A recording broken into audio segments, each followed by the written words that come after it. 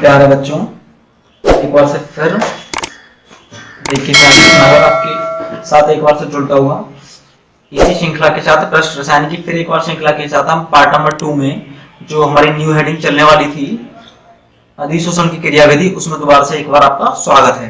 प्यारे बच्चों, इसके साथ नोट्स बनाते चलिए, क्योंकि आप जानते हैं यदि आप किसी चीज को लिखेंगे नहीं तो बिना लिखे वह आपको समझ में नहीं आने वाला है। तो देखिए हमारी जो न्यू हेडिंग चलने वाली थी उसका नाम है अधिशोषण की क्रियाविधि, अर्थात किस प्रकार से पिछली बार हम अधिशोषण और अपशोषण पढ़ चुके थे, तो अधिशोषण किस प्रकार से होता है इसको संक्षेप में हम लेकर चलेंगे, क्योंकि आप इसको प्रत्यक्ष कक्षाओं में कुछ रूप से पढ़ चुके हैं।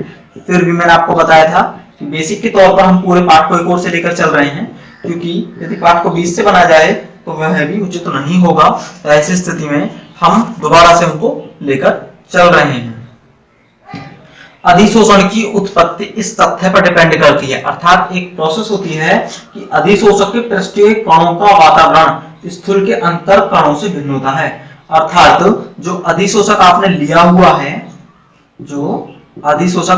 हुआ है उसके पृष्ठीय कणों का वातावरण स्थूल के अंदर, स्थूल जो मतलब उसके जो पूरा जो पृष्ठ हमारा जो पूरा प्रकार की जो पूरे इसमें वातावरण मिला हुआ है, जो स्थूल इसका पूरा होता है, स्थूल के अंदर के कणों से भिन्न होता है। अर्थात अधिशोषक के कणों की प्रकृति जो होती है वह स्थूल के कणों से भिन्न होती है। अर्थात मान लीजिए यहाँ पे आपने चारकोल लिया हुआ था, चारकोल के अंदर मान लीजिए जो उसका स्थूल का जो कण था जिससे मिलकर वह बना हुआ है, तो उसकी प्रकृति अलग होगी। तो अधिशोषक के अंदर स्थित एक अणु चारों ओर से अन्य अणुओं द्वारा घिरा हुआ होता है। क्या होता है? अधिशोषक के अंदर स्थित एक अणु, अधिशोषक के अंदर जो एक उसका अणु होगा वह एक अणु चारों अन्य अणुओं से घिरा रहता है, या एक अणु लीजिए वह अन्य प्रकार से चारों ओर से घिरा हुआ होता है। अतः इस पर सभी दिशाओं में समान रूप से आकर्षण बल लगता है, अर्थात जो हमारा अधिशोषण का जो अणु होता है उस पर समान रूप से आकर्षण बल लगता है। तो इसको इस तरीके से भी कह सकते हैं। दूसरी ओर अधिशोषक के पृष्ठीय अणु पर चारों ओर से समान आकर्षण बल नहीं लगता। जो मतलब जो हमारा जो अधिशोषक का जो स्थूल में जो अलग साइड्स पर होगा उस पर तो समान रूप से बल लगेगा, लेकिन पृष्ठीय तल में भाग लेने वाला अधिशोषक के पृष्ठीय अणु पर चारों ओर से समान आकर्षण बल नहीं होता। अर्थात जैसे कि एक द्रव के अंदर स्थित अणु के चारों ओर, एक द्रव के अंदर स्थित अणु के चारों ओर से अन्य अणुओं से घिरा होता है, एक द्रव के अंदर स्थित अणु चारों ओर से अन्य अणुओं से घिरा होता है, जिसके कारण उसके चारों ओर से समान अंतर आणविक आकर्षण बल लगता है। दूसरी ओर पृष्ठ पर स्थित, दूसरी ओर आपने कोई द्रव लिया उस पर आप देखेंगे कोई भी कण उठाएं तो समान रूप से भाई इसके आप एक प्रत्येक कण पर समान रूप से आकर्षण बल आरोपित होता है, जबकि दूसरी तरफ द्रव के पृष्ठ पर स्थित एक अणु के चारों ओर अणुओं में से अधिकांश द्रव प्रावस्था के कुछ और वास्तवावस्था में होते हैं। जबकि आप इसकी बात करें इसकी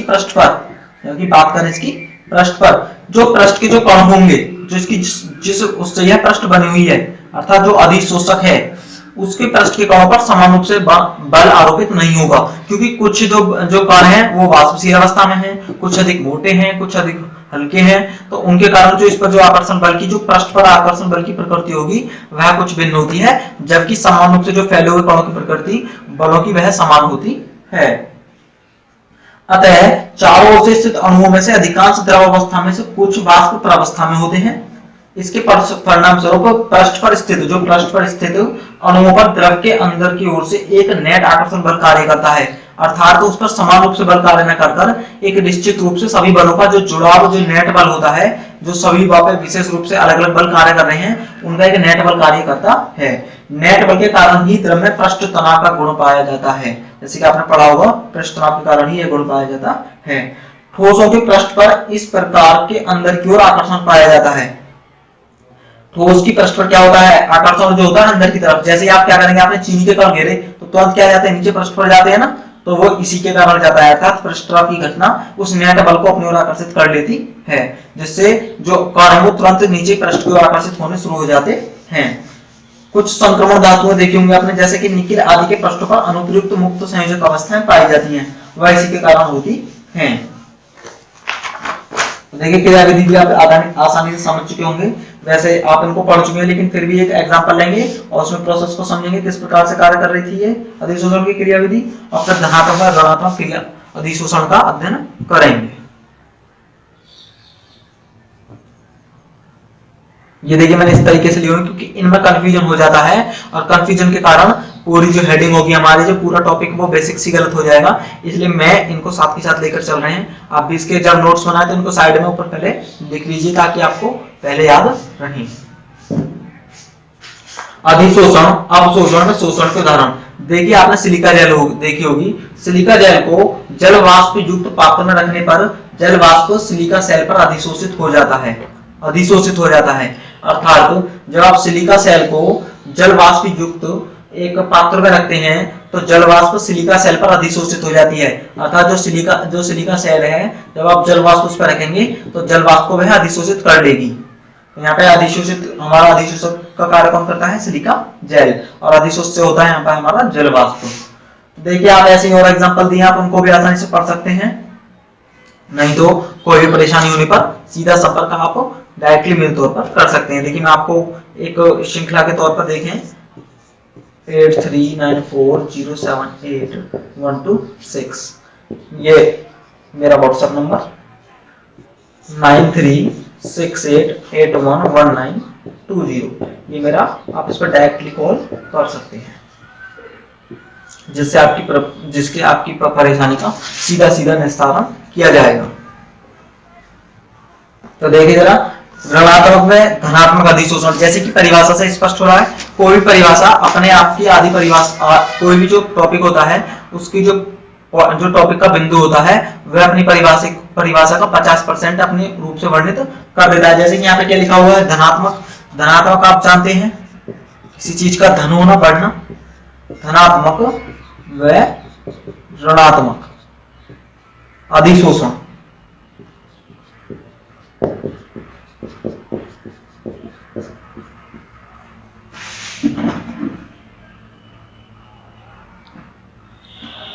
तो देखिए मेरा बच्चा ध्यान से समझिए, इन शब्दों का प्रयोग शोषण के प्रकरणों को व्यक्त किया गया, क्योंकि अभी आप पढ़ के आए थे अधिशोषण प्लस अपशोषण इज इक्वल टू शोषण।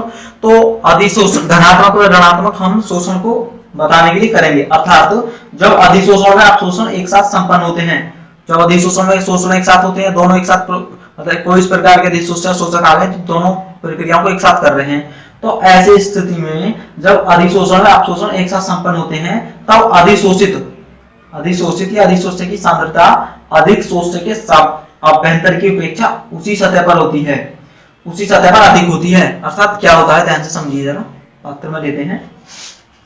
जब अधिशोषण और अपशोषण एक साथ हो रहे हैं, आपने कोई इस प्रकार से लिए हुए हैं अधिशोषक और अपशोष्य कि अधिशोषण और अपशोषण उसमें एक साथ हो रहे हैं, दोनों अलग अलग प्रोसेस हैं।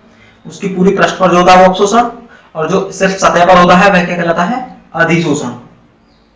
जब अधिशोषण और अपशोषण एक साथ संपन्न होते हैं तो अधिशोषित की सांद्रता अधिशोषक के आभ्यंतर की अपेक्षा उस सतह पर अधिक होती है। अर्थात जो अधिशोष्य है, जिसकी जो सांद्रता जो फैलता है, जैसे कि आपने वहां पर गैस थी, तो गैस जो उसकी सांद्रता है अधिशोषक के आभ्यंतर की अपेक्षा, अधिशोषक जो है उसकी सांद्रता की अपेक्षा अधिक हो जाती है, उस सतह पर अधिक हो जाती है। अर्थात जो आपने अधिशोषण लिया हुआ है, जब उसमें अधिशोषण की क्रिया होती है तब उसकी सांद्रता अधिशोषक की सांद्रता से ज्यादा हो जाती है। तो इस प्रकार के अधिशोषण को धनात्मक अधिशोषण कहते हैं। जबकि जस्ट इसका विपरीत, अधिशोषित की सांद्रता अधिशोषक के आभ्यंतर की तुलना में इसकी सतह पर कम होती है। अर्थात अधिशोषक की होती है ज्यादा, और जो आपने अधिशोषक ले रखा है उसकी सांद्रता वांछित रूप से कम रहती है ज्यादातर, लेकिन मतलब इस प्रोसेस में यदि कम रह जाती है तो यह कहलाता है ऋणात्मक अधिशोषण। लेकिन नेक्स्ट स्टडी आती है, जो आने वाले नेक्स्ट टॉपिक है उनका हम बहुत ही संक्षेप में अध्ययन करके चलेंगे, क्योंकि जो हमारा बेसिक्स है वो इस पार्ट का इन 2-3 हेडिंगों में ही क्लियर हो चुका है। तो जरा आप ध्यान से, फिर भी मोस्ट बातों को लेकर हम इनको चलेंगे, तो देखिए सुनते चली जाइए आप ध्यान से, या इनके साथ के साथ नोट्स के रूप में हल्का सा माइंड मैप तैयार करते चलिए, जिससे आपको ये आसानी से याद रहे। तो अधिशोषण की ऊष्मा या अधिशोषण की एंथैल्पी क्या होती है? एंथैल्पी होती है ऊष्मा की मान, यानी जो एक निश्चित हम उसकी इकाई देते हैं और उस पर जो ऊष्मा की मान होती है उसको हम एंथैल्पी कहते हैं। ऊष्माक्षेपी प्रक्रम है। अधिशोषण क्या है? ऊष्माक्षेपी। दो प्रकार से होते हैं, ऊष्माशोषी और ऊष्माक्षेपी। ऊष्माशोषी जिसमें ऊष्मा का क्या होता है? शोषण होता है, और ऊष्माक्षेपी जो ऊष्मा को उल्टा छोड़ता है, जिसमें ऊष्मा का उत्सर्जन होता है। अर्थात जो डायरेक्टली आपको उल्टे तौर पर ऊर्जा क्या देता है। किसी अधिशोषक की सतह पर अधिशोषक के 1 मोल की अधिशोषण प्रक्रिया है। देखिए दोबारा से समझिए, बात को थोड़ा सा जल्दी में मैंने आपको बताया था कि थोड़ी जल्दी की वजह से मैं बार बार कुछ गलतियां सम्मिलित हो जाती हैं, जिनको मैं दूर करने का प्रयास कर रहा हूं। किसी अधिशोषक की सतह पर, किसी अधिशोषक की सतह पर, जो अधिशोषक है वो सतह जो करती है, वो किसी के पृष्ठ पर अधिशोषण होता है, इसके जैसे कि चारकोल यहाँ पर अधिशोषण काम करती है।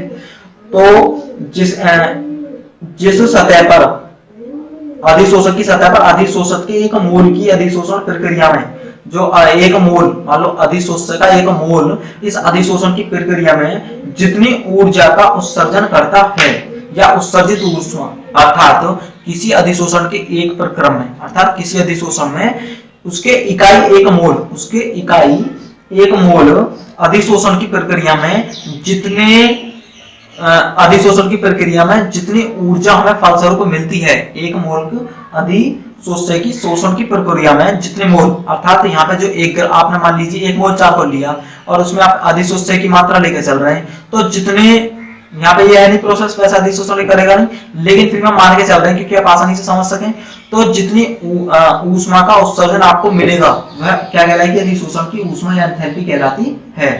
देखिए क्या होता है, दोबारा से समझिए, किसी अधिशोषक की सतह पर, जो अधिशोषण कर रहा है उसकी सतह पर अधिशोषित के एक मोल, अधिशोषित के एक मोल, तो थोड़ा गलती से बता देता, सॉरी, किसी अधिशोषण की सतह पर जो अधिशोषक का एक मोल है, अधिशोषक का एक मोल शोषित होने पर या उसमें अधिशोषित की क्रिया होने पर जितनी ऊर्जा का उत्सर्जन होता है, अर्थात अधिशोष्य जितना एब्जॉर्ब, मतलब जितनी क्रिया करके उसकी धारिता को ग्रहण करके वहां पर अधिशोषित की प्रक्रिया को करके जितनी ऊर्जा का उत्सर्जन करता है वह अधिशोषण की एंथैल्पी या ऊष्मा कहलाती है। तो आप आसानी समझ गए होंगे इस बात को।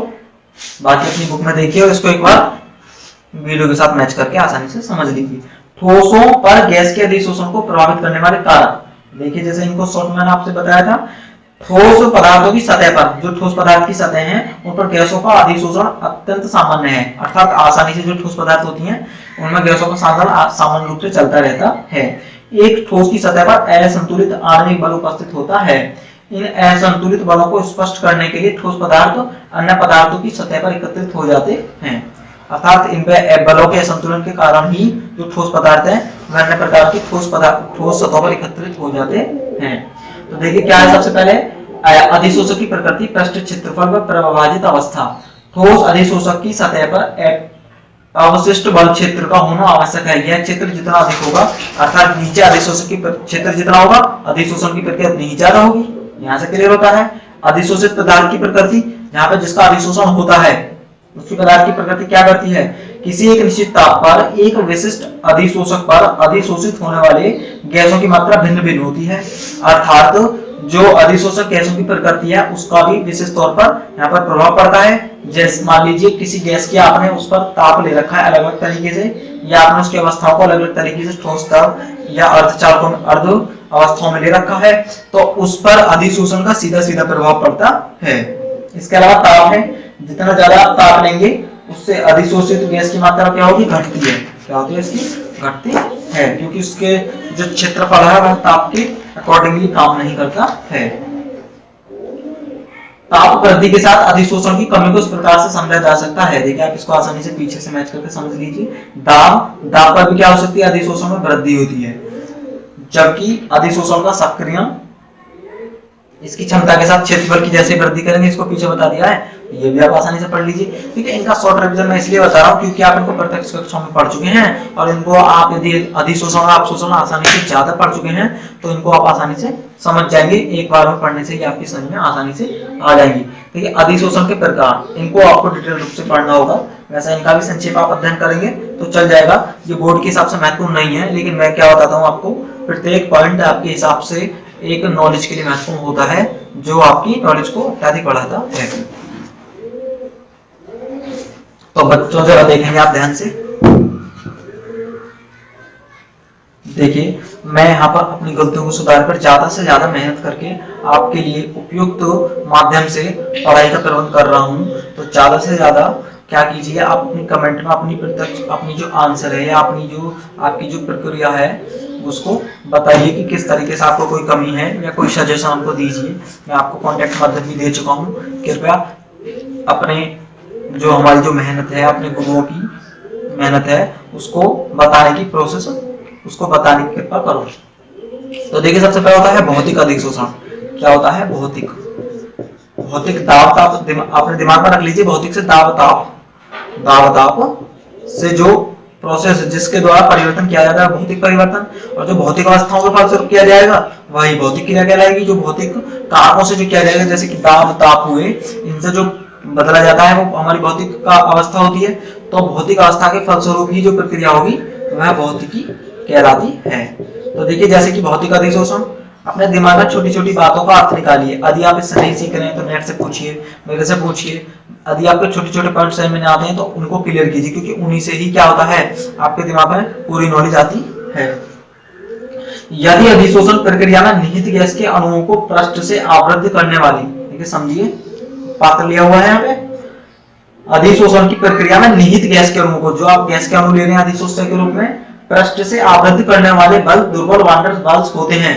तो ऐसे अधिशोषण को भौतिक अधिशोषण कहते हैं। अर्थात ये जो अधिशोषण, जो आपने गैसें ली हुई हैं, उन गैसों का अधिशोषण किसी दुर्बल वान डेर वाल्स बल के कारण होता है, तो इसको भौतिक अधिशोषण कहते हैं या वान डेर वाल्स अधिशोषण कहते हैं। जैसे कि मैं आपको बता के निपटा था, दाब ताप बल के द्वारा, तो बल के द्वारा किसी को प्रेशराइज्ड किया जाता है, दाब लगाया जाता है, ताप लगाया जाता है, तो परिवर्तन, भौतिक परिवर्तन आता है। तो देखिए यहाँ पे वही फैक्ट निकल के आगे ना आ गया। तो मैं आपको इसलिए बार बार बताता हूँ कि हर चीज की गहराई में घुसने के लिए उसका चिंतन कीजिए। आप ज्यादा से ज्यादा सोचोगे तो उस विषय में ज्यादा से ज्यादा, मान लीजिए आपका दिमाग इधर उधर भी सोच रहा है, तो वह नॉलेज के लिए ही सोच रहा होता है।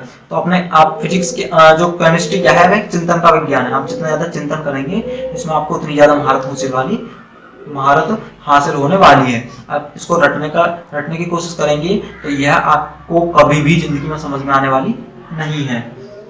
तो समझ गए? अर्थात जब अधिशोषण का जो अधिशोषण होगा, जो यहाँ पे जो गैसें ली हुई हैं, कोई भी गैस आप ले रहे हैं, वो दुर्बल वान डेर वाल्स बल, जो कुछ बाल उनके बीच अवस्थाओं के बीच मतलब बल लगते हैं दुर्बल, उनको वान डेर वाल ने उनकी खोज की थी, तो उनको वान डेर वाल्स बल कहते हैं। तो देखिए इसमें जो अधिशोषण के मध्य किसी प्रकार का रासायनिक संबंध नहीं बनता, मतलब उनके मध्य कोई भी केमिकल रिलेशन क्रिएट नहीं होता, अर्थात केमिकल बॉन्डिंग के द्वारा आपस में किसी प्रकार से जुड़े हुए नहीं होते। वो सीधे सीधे भौतिक अवस्थाओं के रूप से डिपेंड करके अपने बीच अधिशोषण की क्रिया को करते हैं। देखिए इसमें आता है सबसे पहले भौतिक लक्षण के प्रमुख जो अभिलक्षण होते हैं, पहला है भौतिक परिवर्तन। इस प्रकार के अधिशोषण में कोई भी रासायनिक आबंध नहीं बचता, जब रासायनिक बनेगा तो सिर्फ एक प्रकार का लास्ट में क्या बचता है, संबंध, भौतिक। तो इस प्रकार के जो अधिशोषक और अधिशोषक में जो संबंध बनता है वह भौतिक कारक के फलस्वरूप बनता है, अर्थात इनमें कोई भी रासायनिक संबंध स्थापित नहीं होता है।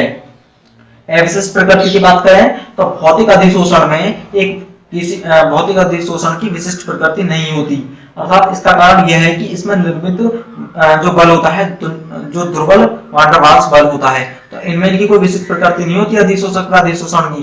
क्यों? क्योंकि जो इनके बीच जो लगने वाला बल है वो दुर्बल वान डेर वाल्स बल होता है, और कभी भी यदि बल प्रबल बल होगा तभी तो स्पष्ट विशिष्ट होगी, यदि दुर्बल लगेगा तो स्पष्ट जो जिसकी प्रकृति है वो विशिष्ट ना होकर सामान्य हो जाती है। इसका कारण यह है कि इसमें निहित बल दुर्बल वान डेर वाल्स बल है, जिसका उद्भव किसी विशेष पदार्थ से संबंधित नहीं होता। देखिए गैस की प्रकृति देखिए, उच्च क्रांतिक ताप वाली गैसें अर्थात सरलता से द्रवीकृत होने वाली गैसों में अधिशोषण की प्रकृति कम क्रांतिक वाली गैसों की अपेक्षा कम होती है।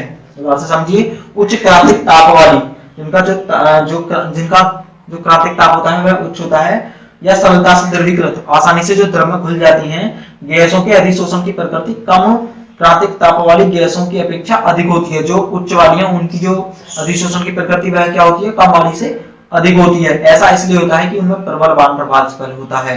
जहां पर प्रबल वान डेर वाल्स बल होगा वहां पर क्या होगा, उनके बीच जो संबंध है स्थायीकृत होगा, स्थायीकृत होने के साथ ही उनमें जो प्रकृति होगी वो ज्यादा रूप से स्पष्ट होगी।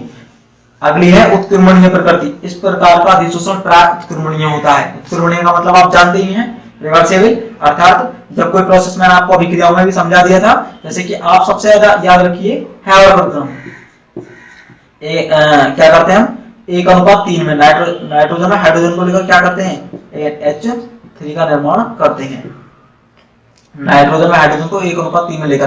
तो ये देखिए यहाँ पे हमेशा इस तरीके से लगाते हैं हम, ये उत्क्रमण प्रकृति होती है, अर्थात अभिकारकों से उत्पाद को प्राप्त किया जाता है, उत्पाद से अभिकारकों को। तो जब दोनों ओर से किसी प्रोसेस को दोनों दिशाओं में संपन्न किया जा सके तो वह उत्क्रमणीय प्रोसेस कहलाती है। तो बच्चे जरा ध्यान से समझिए, उत्क्रमण प्रकृति अर्थात यह दोनों रूप से हो सकती है, अधिशोषण से जो अधिशोषण हो रहा है और विशोषण दोनों रूप से समान रूप से हो सकता है। अधिशोषण की ऊष्मा, इस प्रकार के अधिशोषण में अधिशोषण की ऊष्मा का मान काफी कम होता है, अर्थात यहाँ पे क्या है, ध्रुव वैन डर वाल्स बल है, उनको तोड़ने के लिए कम ऊष्मा की आवश्यकता होती है, जैसे कि आप मिलने वाले पाठ में आसानी से जानते हैं जब गैसों के और द्रवों के बीच संबंध आया था। तो यहाँ पे क्या होता है, अधिशोषण की प्रकृति कमजोर होने के कारण, ना विशिष्ट प्रकृति होने के कारण उनके बीच ऊष्मा का बहुत कम मान होता है। ताप का प्रभाव, ताप में वृद्धि करने पर भौतिक अधिशोषण कम हो जाता है, इसका कारण वैन डर वाल्स बल गैस के क्रांतिक मान से नीचा होना है। दाब का प्रभाव, जब गैस के दाब में वृद्धि करोगे तो भौतिक अधिशोषण में वृद्धि होती है, क्योंकि जैसे आप दाब डालोगे तो ताप से क्या होंगे, उसकी जो गतिज है बढ़ेगी, तो गैस क्या होगी, एकदम तेजी से क्रिया करेंगे, और तेजी से बढ़ने के कारण ही उनमें क्या होता है, जो अधिशोषण की प्रक्रिया वो तेजी से कार्य करनी शुरू कर देती है। अधिशोषक का पृष्ठीय क्षेत्रफल, आप अभी पीछे पढ़ गए थे, पृष्ठीय क्षेत्रफल जैसे ही बढ़ाओगे तो अधिशोषण की प्रोसेस और ज्यादा हो जाती है। निम्न सक्रियण ऊर्जा, आप सक्रियण ऊर्जा को आगे डिटेल में पढ़ेंगे, लेकिन फिर भी यहाँ पे थोड़ा सा इसका अध्ययन कीजिए। निम्न प्रकार के अधिशोषण में कोई रासायनिक आवंत का निर्माण नहीं होता, तो यहाँ पर रासायनिक अभिक्रिया नहीं होती, तो इसके कारण सक्रिय ऊर्जा की आवश्यकता, अर्थात अधिशोषण के लिए बहुत कम सक्रियण ऊर्जा की आवश्यकता होती है। सक्रियण ऊर्जा क्या होता है, किसी विशेष अभिकारक को जितनी सक्रिय करने के लिए जिससे विशेष प्रकार की ऊर्जा की आवश्यकता होती है वह सक्रियण ऊर्जा कहलाती है। देखिए रासायनिक अधिशोषण समझिए, तो आप भौतिक अधिशोषण समझ गए, कि मैंने इसको आप लेक्चर प्रोवाइड करा के ही आपको स्पष्ट कर दिया है, लेकिन थोड़ा सा रासायनिक अधिशोषण जो है आपको उसको ज्यादा समझने की आपको जरूरत होगी।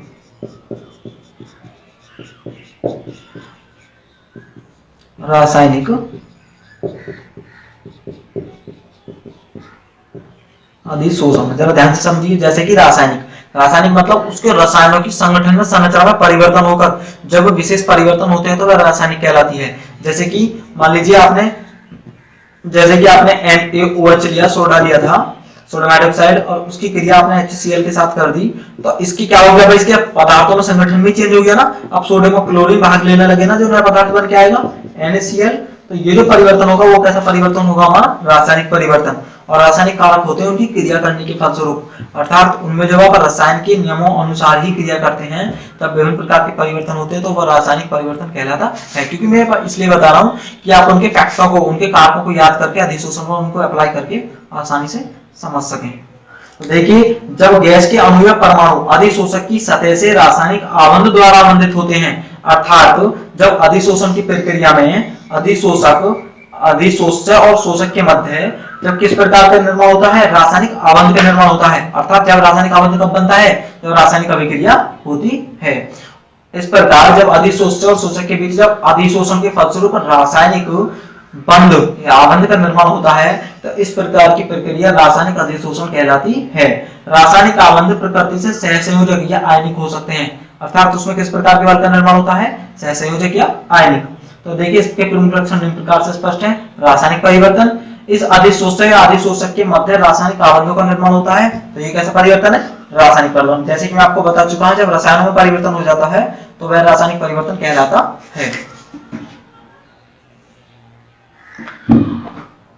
अत्यधिक विशिष्ट प्रकृति, रासायनिक अधिशोषण की प्रकृति अत्यधिक विशिष्ट होती है। इसका कारण यह है कि यह आवश्यक नहीं कि किसी दूसरी स्पीशीज के साथ ही रासायनिक आवंधों का निर्माण करें, अर्थात इनकी विशिष्ट प्रकृति होती है, क्योंकि एक रसायन का एक विशेष गुणधर्म होता है, तो जो अधिशोषण की प्रकृति होती है वह विशेष तौर पर उसके रासायनिक आवंध को स्पष्ट करती है।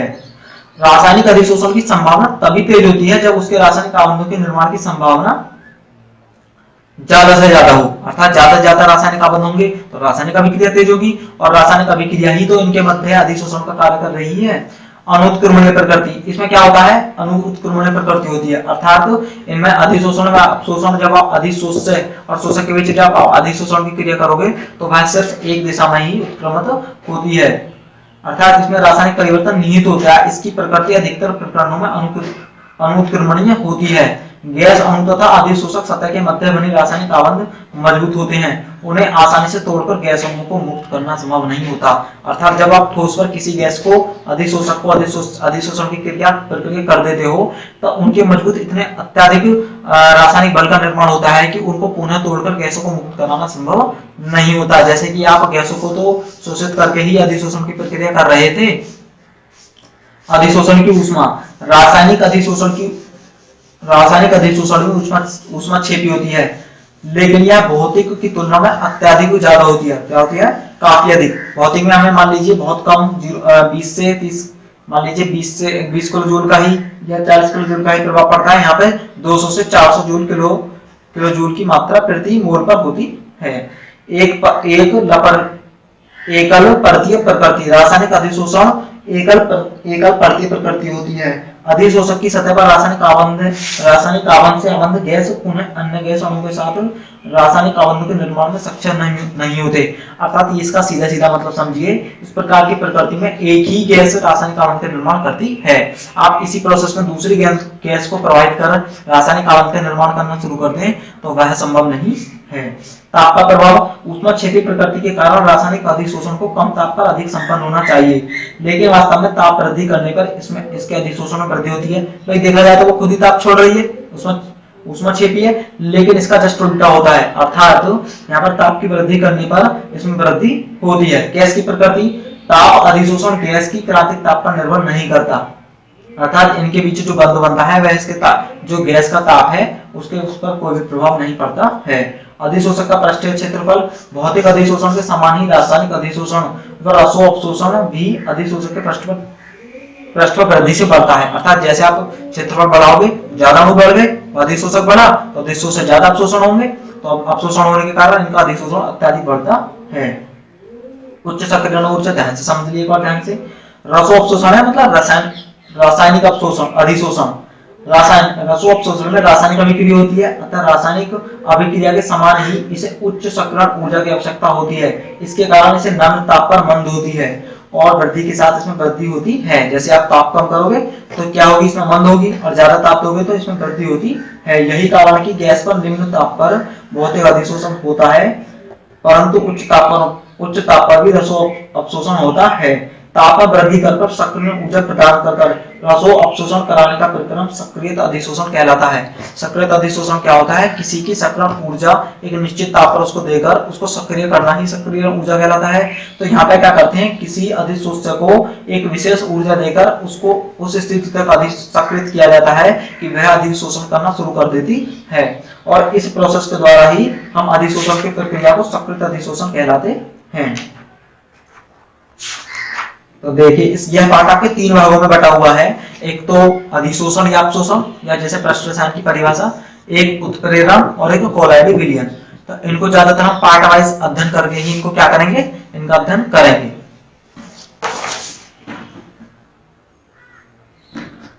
देखिए, जो नेक्स्ट टॉपिक है उसका अध्ययन हम एक नेक्स्ट वीडियो के अंतर्गत करेंगे।